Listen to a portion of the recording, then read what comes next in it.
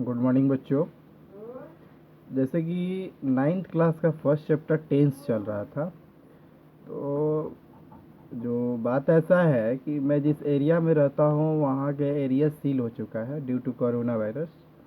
तो मैं ये कहना चाहता हूँ कि मैं आप लोगों को सिस्टम पे अपना सेल्फ नोट्स बनाया हूँ, उसके माध्यम से आप लोगों को मैं शुरू से पढ़ा दे रहा हूँ। टेंस मैंने जो बोर्ड पे पढ़ाया है बाय द वीडियो, उसके अलावा मैं आप लोगों को अपने खुद का जो नोट्स है ये सभी लोगों के व्हाट्सएप पर भी चला जाएगा, और मैं एक एक करके सारा नोट्स आप लोगों को दे देता हूँ। आप लोग घर बैठे ही सेफ रहिए और आराम से पढ़ाई करते रहिए। सारे बच्चों से एक बार फिर से कहना चाहता हूँ कि मैं जो नोट्स भेजूँगा आप उसी से फेयर करिएगा। जो मैं नोट्स भेजूँगा उसी से फेयर करना है। तो देखिए, टेंस का पहला नोट है, ठीक है, पार्ट 1 पहला पार्ट है। टेंस होता क्या है? टेंस से हम लोग क्या समझते हैं? टेंस किसी भी वाक्य में क्रिया का वह रूप है जिसके माध्यम से यह पता चलता है कि वाक्य में किए कार्य का समय के साथ क्या संबंध है। कार्य वर्तमान में हो रहा है, बीते हुए समय में हुआ था, या फिर भविष्य में होने वाला है। यही कारण है कि वर्तमान, भूतकाल व भविष्य काल का काल के वाक्यों में सहायक क्रियाएं भिन्न होती है। बात आप लोगों को समझ में आ गया होगा कि हम लोग किसी भी वाक्य को 3 तरह से बनाते हैं, या तो वर्तमान में बनाएंगे, भूत में बनाएंगे, या फिर भविष्य में बनाएंगे। ठीक है, इसी के साथ उसका जो हेल्पिंग वर्ब होता है वो भी अलग अलग होता है। अगला बात जो है, टेंस के 3 प्रकार होते हैं: प्रेजेंट टेंस, पास्ट टेंस और फ्यूचर टेंस। ठीक है, और उनके सबके प्रेजेंट टेंस, पास्ट टेंस और फ्यूचर टेंस के क्या होते हैं, सबके 4 पार्ट होते हैं। Present indefinite, present continuous, present perfect, present perfect continuous, फिर past indefinite, past continuous, past perfect, past perfect continuous, future indefinite, future continuous, future perfect, future perfect continuous. समझ में आ रहा होगा बच्चों आप लोगों को। आगे आइए, हम लोगों का जो टॉपिक है वो है present indefinite tense. Present indefinite tense. Present indefinite tense क्या होता है? ठीक है, प्रेजेंट इंडेफिनिट टेंस, इस टेंस की मुख्य क्रिया के साथ ता, ते, ती का प्रयोग होता है। जैसे कि मैंने आप लोगों को वीडियो में पढ़ाया था, जिस हिंदी वाक्य के अंत में ता है, ते है, ती है इत्यादि लगा रहता है। ठीक है, इसका अफर्मेटिव का जो रूल होता है, जो स्ट्रक्चर होता है, वो होता है सब्जेक्ट प्लस वर्ब 1 या वर्ब 5। ठीक है, वर्ब 5 प्लस ऑब्जेक्ट। बोल रहा है कि एस या ईएस जो होता है, वर्ब 5 जो होता है वो थर्ड पर्सन के सिंगुलर के साथ प्रयोग किया जाता है। एक नोट भी मैं आप लोगों को देते चलता हूँ यहाँ पे, अगर सब्जेक्ट थर्ड पर्सन का सिंगुलर है तो मुख्य क्रिया के साथ एस या ईएस का प्रयोग होता है, अन्यथा नहीं होता। अब देखिए, कहने का मतलब है कि अगर थर्ड पर्सन का सिंगुलर होगा, अफर्मेटिव सेंटेंस है प्रेजेंट इंडेफिनिट टेंस का, तो वहाँ पे हम लोगों को वर्ब 5 का प्रयोग करना चाहिए। ठीक है, एग्जाम्पल है, राम घूमने जाता है, Ram goes for a walk, या फिर Ram goes to walk. Ram goes to walk भी हो सकता है, Ram goes for a walk भी हो सकता है, कहीं कंफ्यूजन नहीं होना चाहिए। मैं खेलता हूँ, आई प्ले। ठीक है, नेगेटिव सेंटेंस आते हैं, नकारात्मक वाक्य।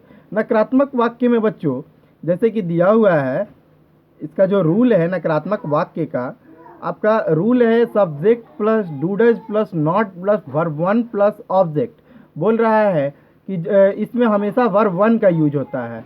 नोट, अगर सब्जेक्ट थर्ड पर्सन का सिंगुलर है तो डज नॉट का प्रयोग होता है, अन्यथा डू नॉट का प्रयोग। बोल रहा है कि थर्ड पर्सन के सिंगुलर के साथ केवल डज नॉट का प्रयोग होता है, बाकी सब के साथ किस चीज़ का प्रयोग होता है? डू नॉट का प्रयोग होता है। राम घूमने नहीं जाता है, Ram does not go for a walk, या फिर Ram does not go to walk, दोनों में से कुछ भी हो सकता है। मैं नहीं खेलता हूँ, आई डू नॉट प्ले, या फिर आई डोंट प्ले भी हो सकता है, ध्यान रखिएगा। इंट्रोगेटिव, प्रश्नवाचक वाक्य, इसका जो बाबू इंट्रोगेटिव सेंटेंस का मैंने क्वेश्चन वर्ड भी एक लास्ट में पढ़ाया था, लेकिन मैं इन दोनों को एक साथ रखा हूँ। इसका रूल हो जाएगा question family, question family, WH family plus does plus subject plus verb 1 form plus object. बोल रहा है कि अगर क्वेश्चन वर्ड रहता है तो आगे रख देंगे, अदरवाइज बाकी ये इस रूल के अनुसार फॉलो करेंगे। अगर क्वेश्चन वर्ड रहता है तो आगे क्वेश्चन वर्ड, बाकी सेम टू सेम।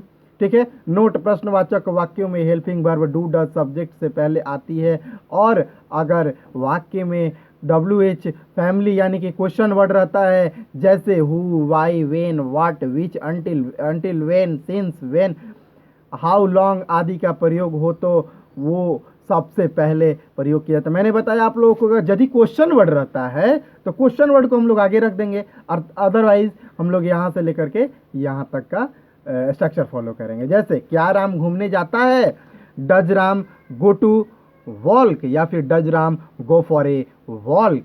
क्या मैं विद्यालय या फिर स्कूल जाता हूँ, do I go to school.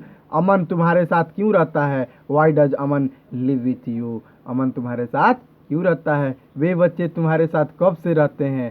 Since, when do the children live. ठीक है, यहाँ पे समय का प्रयोग हो रहा है, कब से। ठीक है, इसीलिए हम लोग क्या कर दिए, सिंस लगा दिए। Since when do the children live with you, वे बच्चे तुम्हारे साथ कब से रहते हैं। अगला जो है नेगेटिव इंट्रोगेटिव है, नकारात्मक प्रश्नवाचक वाक्य। तो इसका रूल होता है, जैसे मैंने आप लोगों को बताया कि सेम रहता है, केवल सब्जेक्ट के बाद यहाँ पे नॉट लग जाएगा, ध्यान देखिएगा। इसके बाद आ जाइए एग्जाम्पल, क्या राम घूमने नहीं जाता है, does Ram not go for a walk, या फिर does Ram not go to walk. Pankaj तुम्हारे साथ क्यों नहीं पढ़ता है, पंकज तुम्हारे साथ क्यों नहीं पढ़ता है।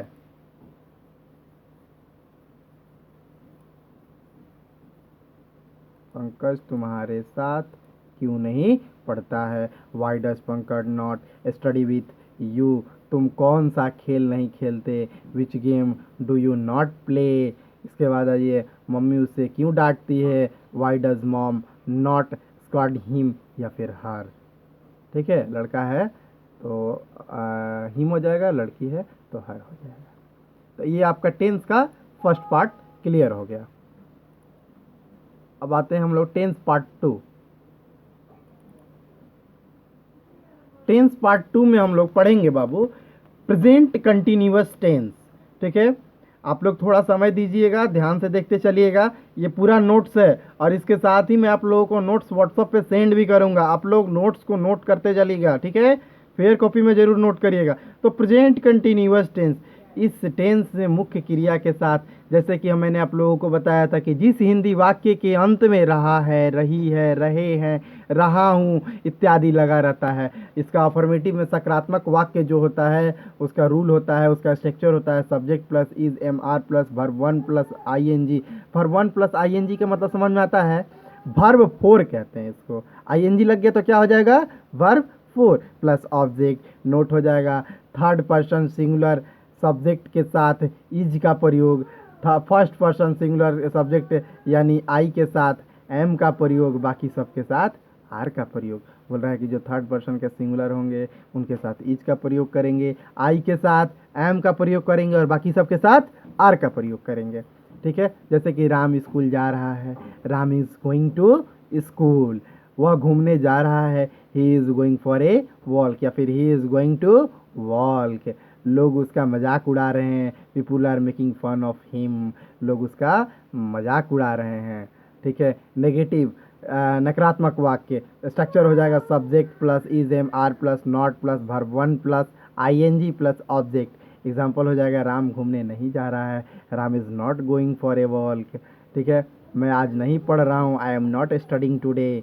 ठीक है, इंट्रोगेटिव सेंटेंस रूल हो जाएगा बाबू, question word, question family is am are plus subject plus verb 1 plus I N G plus object, verb 4 कहेंगे इसको। प्रश्नवाचक वाक्यों में हेल्पिंग नोट है बाबू, ये आपका जो है ये नोट है।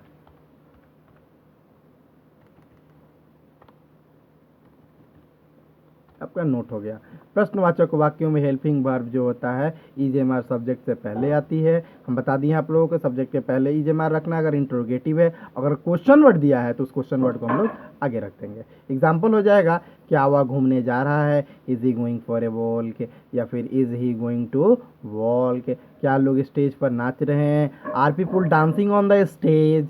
वे बच्चे तुम्हारे साथ कहाँ पर खेल रहे हैं, where are the two children playing with you. Negative interrogative नकारात्मक प्रश्नवाचक वाक्य स्ट्रक्चर हो जाएगा सब्जेक्ट क्वेश्चन वर्ड प्लस, अगर क्वेश्चन वर्ड रहता है तब is am are plus subject, यानी कि सब्जेक्ट के बाद यहाँ पे केवल क्या करना है, नोट लगा देना है। ठीक है,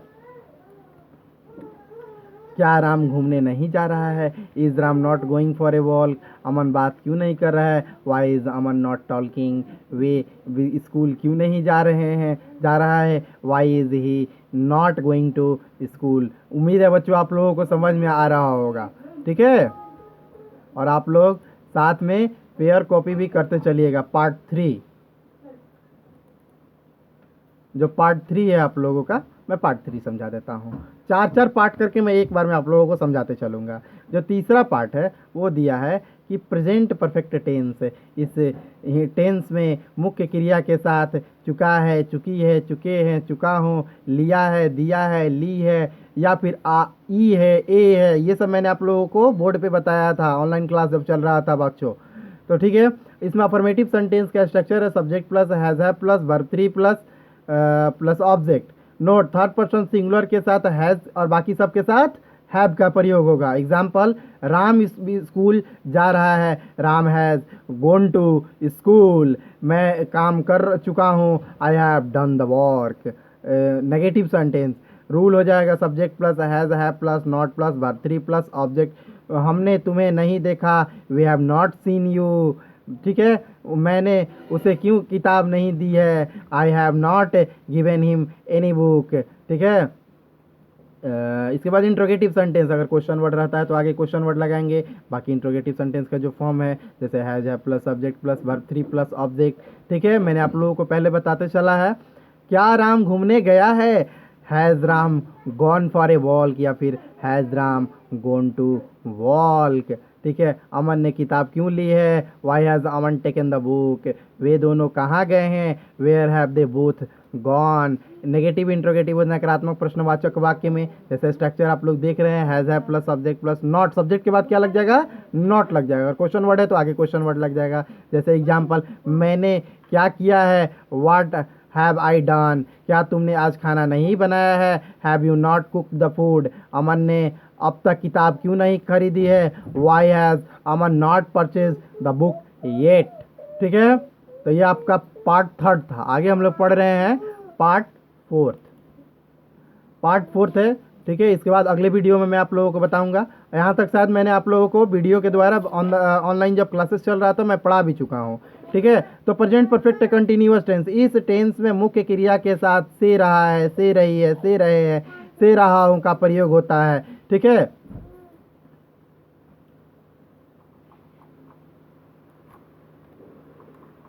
ध्यान रखे रहे समय के साथ से का प्रयोग होता है, ध्यान से सुनिएगा।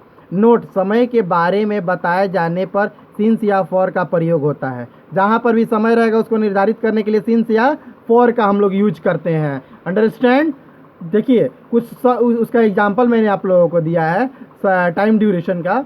जैसे कि समय अगर निश्चित रहता है तो हम लोग सिंस का प्रयोग करते हैं, समय अनिश्चित रहता है तो फॉर का यूज करते हैं। यहाँ पर देखते चलिएगा, आप लोगों के पास नोट्स जाएगा, आप लोग समझ जाइएगा। Affirmative sentence, subject plus has have been plus verb 1 plus ING यानी कि वर्ब 4 प्लस ऑब्जेक्ट सिंस या for plus point of time या duration plus full stop. Third person singular के साथ हैज़ बीन का, ठीक है, बाकी सब के साथ हैव बीन का प्रयोग होता है। राम 2 घंटे से घूम रहा है, Ram has been walking for 2 hours. इसके बाद वह 4 बजे से पढ़ रहा है, Ram he has been studying since 4 o'clock। मैं सुबह से गाने गा रहा हूँ, I have been singing song since morning. Negative में हो जाएगा subject plus has have plus not plus been plus verb 4 object plus since या 4 plus point of time plus duration. ठीक है, राम 2 घंटे से नहीं घूम रहा है, Ram has not been walking for 2 hours. मैं सुबह से गाने नहीं गा रहा हूँ, I have not singing songs since morning. Negative interrogative sentence, question word अगर रहता है तो आगे क्वेश्चन वर्ड, इसके बाद has have plus subject plus been plus verb 4 plus object plus since या for plus point of time plus question mark. ठीक है, नोट, हमने जैसे बता दिया कि अगर क्वेश्चन वर्ड आगे रहता है तो हम लोग क्वेश्चन वर्ड आगे लगाएंगे और उसके बाद जो हम लोगों का स्ट्रक्चर रहता है उस स्ट्रक्चर को फॉलो करेंगे। और अगर नहीं रहता है डायरेक्ट स्ट्रक्चर फॉलो करेंगे। राम 2 घंटे से क्यों घूम रहा है, why was Ram been walking for 2 hours. ठीक है, इसके बाद नेगेटिव में मैंने बता दिया कि सब्जेक्ट के बाद कीवर्ड नॉट लग जाता है। वह सुबह से क्यों नहीं पढ़ रहा है, why has he not been studying since morning. वह क्या हुआ 4 बजे से नहीं पढ़ रहा है, has he not been studying since 4 o'clock। ठीक है, अभी तक आप लोगों को समझ में आ रहा होगा। ये 4 पार्ट मैंने आप लोगों को एक वीडियो में दे दिया। आगे मैं आप लोगों से कहना चाहता हूँ कि पार्ट 5, 6 और 7, 8